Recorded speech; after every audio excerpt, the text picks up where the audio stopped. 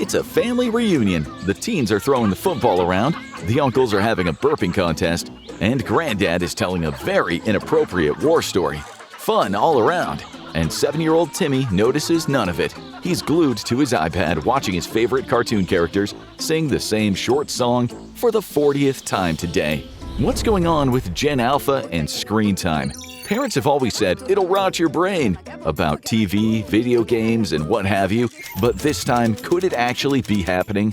We'll look into the grim future on this episode of The Infographics Show. Why brain rot will doom Gen Alpha. Gen Alpha has a big problem. These kids born after 2010 are starting school, and their behavior is drastically different from other generations. And it's not just teachers that are noticing it. The whole world is talking about it. The oldest are just entering middle school, and the youngest will be entering the school system soon. Teaching these kids is a whole new challenge. They're behind on the basics before they even start. In class, it's a struggle to get them to behave or concentrate, and they are almost dependent on their devices. Their attention span is the worst teachers have ever seen. Moral panic, false alarm, or something more. Gen Alpha is the third generation to come of age in the digital era, but the experience has been different for everyone. Millennials grew up in the age of the home computer, when the internet experience was mostly about browsing websites, playing games, and deleting your browser history before you logged off. Time on the computer was usually limited, and it didn't play a big role in entertainment.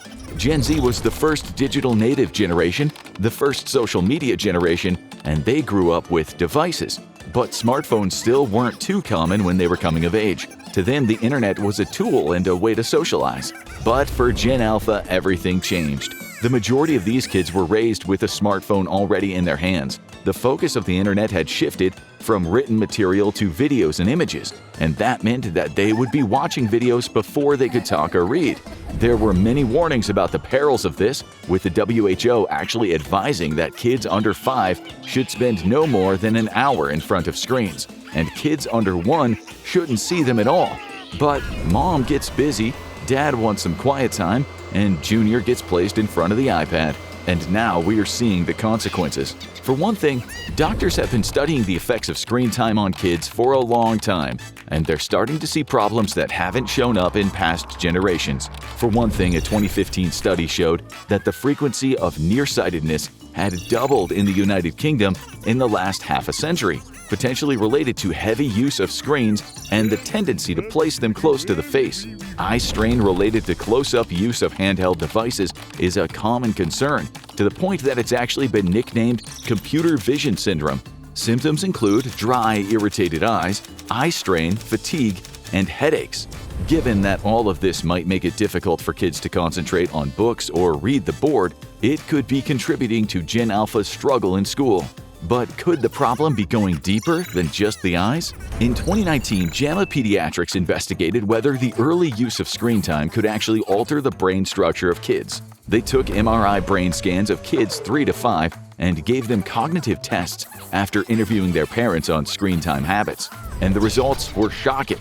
The kids who spent more than an hour alone on a screen had less developed white matter in the brain and generally showed lower linguistic and cognitive skills. This is the period where the brain develops most rapidly, so this could have lifelong effects. Gen Alpha kids are being set up to fail. Let's be honest, we all had our idiot trends as kids. Millennials were shouting, "Yo quiero Taco Bell," and "What's that?" at each other.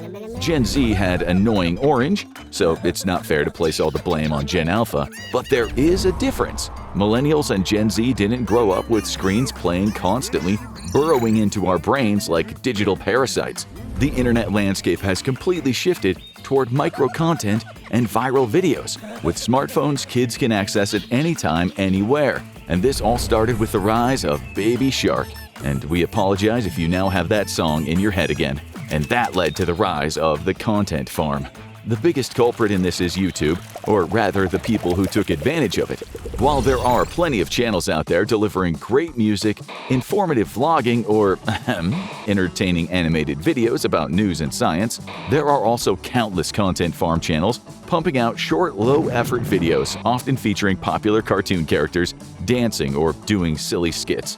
and these videos are designed to be catchy and addictive, intentionally designed to hook kids. And the algorithm keeps feeding them more of the same, locking kids into an endless loop of mind-numbing content for as long as the parents allow them. And that's led to some scary statistics. There is no question that Gen Alpha kids are spending more time on devices compared to Gen Z.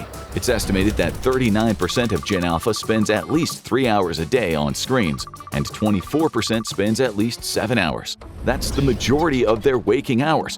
And it doesn't drop when they get older. Part of this isn't their fault. There was something big that happened a few years ago, and suddenly kids stopped going to school for nearly a year or more. They were quickly shifted to remote schooling, spending all day on Zoom. And just like that, everything could be done on screens. And when it was time to shift back, the transition didn't go well. Teachers not only reported significant attention span issues, but serious behavioral problems too. These kids weren't just struggling to focus in class, they were getting into more fights, and not only had trouble mastering the material, but seemed completely uninterested. Many of them came in with strong opinions, some of which have no basis in reality, and they were belligerent when challenged on it. And the culprit once again was the internet. Micro-content is increasingly becoming the favorite way for Gen Alpha not only to be entertained, but to learn. And surprisingly, not everything can be learned in 1 minute. The main culprit is one of the biggest boogeymen at the moment, TikTok. This viral video site has been accused of everything from being digital crack to being Chinese spyware. But its biggest problem might be that you can find everything there, including blatant lies. The site is notorious for hosting influencers who break down complex issues into short, easy-to-digest videos, often claiming to reveal the hidden truth that schools don't want kids to know. There's just one problem. Most of it is fake. After all, remember when Vladimir Putin opened up the oldest vault? If that doesn't make sense to you, you're not alone. But in 2024, a user on Twitter, X, went viral for claiming that the Russian dictator had opened something called the oldest vault, which contained portraits of biblical figures that proved they were all black. The only problem was, this never happened. It was entirely made up, a conspiracy theory spun from debates about the origin of mankind. And before anyone could verify it, it had spread halfway around the world, and teachers are battling to catch up. The rise of short-form content on social media has left teachers struggling to compete and adapt to their students' new attention spans. A quarter of TikTok's users are between the ages of 10 and 19, and an in-house survey showed that most only want to watch videos a minute or less. Some teachers have started to adopt this format, posting fast-paced recaps of lessons on social media. After all, if you can't beat them, join them. This might work for some subjects, but as these kids get older, it'll become increasingly more difficult. And then there's the fact that some people say they can't understand Gen Alpha. Literally, is Gen Alpha talking a different language? Not really. Every generation has its own slang. But something is a little different about Gen Alpha slang, in that it often doesn't seem to have identifiable roots. It's been described as nonsense words, coined online seemingly out of nowhere and spreading super fast. Why is goblin mode used to mean rejecting social norms? How does throw it get turned into yeet? And as these phrases break containment, more and more older people are getting incredibly confused. And there is one phenomenon that might sum up all of these issues. If the term skibidi toilet fills you with confusion, you're probably not alone, and you're probably not 12. A bizarre viral video involving ugly man heads sticking out of toilets and singing in nonsense words went mega viral when posted by YouTube creator Defuck Boom. First posted in 2023, it's now spawned hundreds of videos depicting humanity's war against these bizarre toilet creatures, with each video typically getting tens of millions of views and still coming off as completely Greek to the average adult. So, what does skibidi mean? No one really knows. Unlike the other slang terms, it doesn't seem to have a fixed meaning. A Gen Alpha fan might say, "That's so skibidi," and it can mean something's cool, or something's crazy, or something is bad depending on the context. Good luck guessing. Gen Alpha slang culture, lack of attention span, and lack of traditional socialization has led many teachers to quit, and it's caused a bit of panic among adults. Millennials are typically the parents of Gen Alpha kids. Are they raising a group of ill-mannered internet addicts with brain rot? Gen Alpha doesn't think so. Gen Alpha is the first to admit that they're a digital generation, but teen influencers say it's opened them to experiences no one else has had. They say that being able to get the news from alternative sources allows them to cut through mainstream media bias.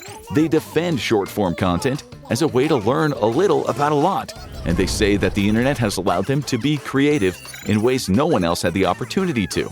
A perfect example is the website Roblox, which over half of American kids under 16 belong to. This gaming site offers children the chance to code their first video games in a safe and affordable environment. But many of the things they think are positives are a double-edged sword. Gen Alpha is more open online than any generation before them, continuing a trend that started with Gen Z. Many of them are discovering their gender identities at an earlier age, or realizing that they may be on the autism spectrum, often thanks to influencers sharing similar experiences. But this has also led many to overshare online and reveal a lot of information about them. The term stranger danger has no meaning to these kids, and parents struggle to regulate their online behavior. But there are some signs that things are changing. Gen Alpha social media has largely been influenced by Gen Z influencers, and phenomena like book talk have made many of them interested in reading again.